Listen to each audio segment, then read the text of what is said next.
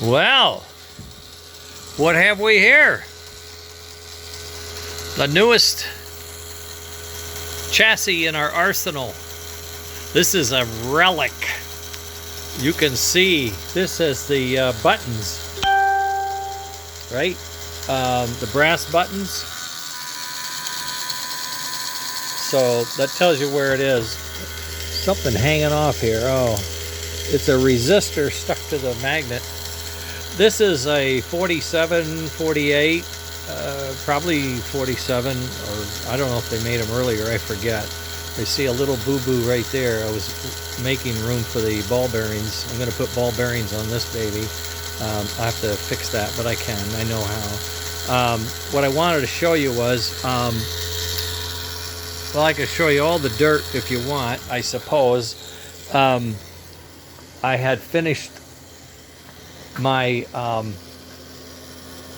I had finished the adapter for the gear, the smoke gear to be driven off the motor, and I was trying to finish the slot, and if you can see broken plastic there, the drill bit is a little bent as well. It got caught, and I was here, but I wasn't right on top of it, and by the time I stopped it, it had jammed, and it had rotated the head of this like that. It's not supposed to be able to do that. It's locked down, but this ripped out, and the locking mechanism now doesn't function, so it will rotate no matter what. I don't have a lock for it.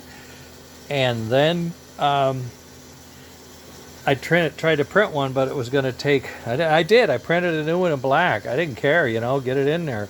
But while it was printing, I just took it over to the grinder and used my other Dremel tool and a little grinding bit that I happen to have. It's a tiny little grinder. Probably hard to tell, but it's a grinder on the end.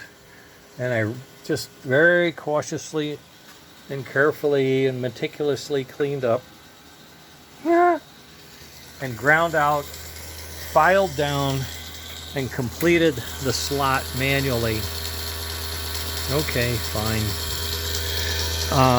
I assembled all the printed parts, got them fitted.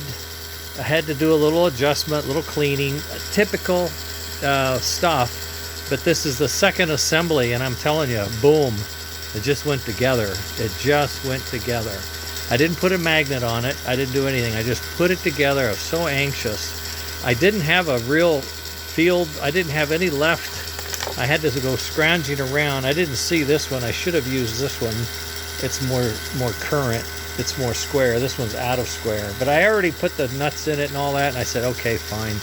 I had to do some melting and just put stuff in it. It's okay. I'm not going anywhere with this thing. I'm going to take it out and probably just use it as my slug, thing. But in any case, we now have our second, it might be our third, oh, it's a second, I'm pretty sure. Second puff and chuff gear adapter in a reverse in boiler chassis, okay? And the beauty of that chassis is, oh shoot, that chassis is a brass buttons too. Boy, we're working on some seriously old stuff here.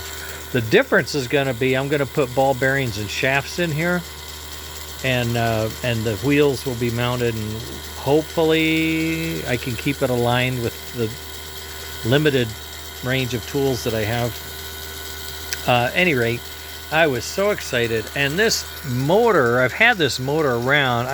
I have a thing about these older ones with the slotted brushes and the coil springs that are hanging out and all that, and I have come to the conclusion they're not as efficient as the other springs.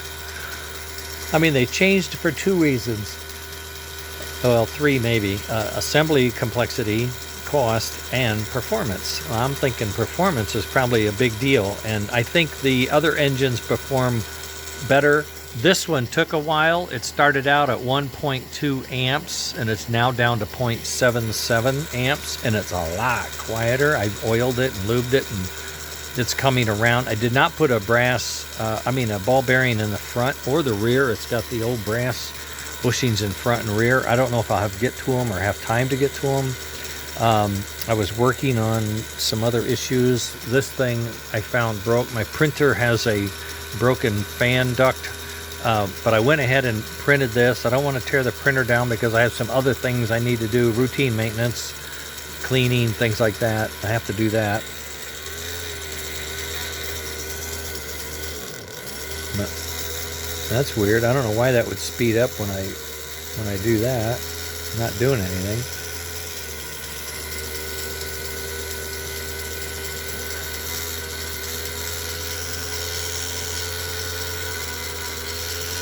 No, it's this one. I don't know why. Isn't that weird? But I'm only running at 4 volts. 0.8 amps, 4 volts. I could probably, I don't know, that's pretty strong. That's pretty strong. But you can hear it. It's ticking somewhere in there. It'll wear down. And I'll find it and polish it up. It looks like it's on that front edge there, maybe. It could be a little cockeyed. Looks like it might be a little cockeyed. But listen to that motor. Holy moly. That's only 12, 13 volts. 13 volts. You think that'll pull the mail? 1 amp.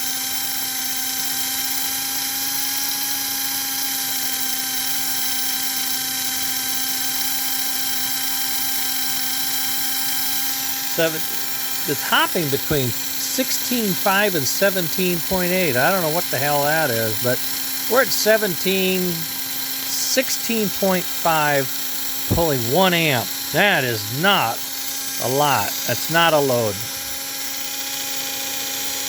And I'm pushing on it pretty hard, and the amps are not going up. So that's power. It's got the power. I think this is going to be a really, I know it's crazy. It's like, oh, get your junkiest motor for testing purposes. But it's running.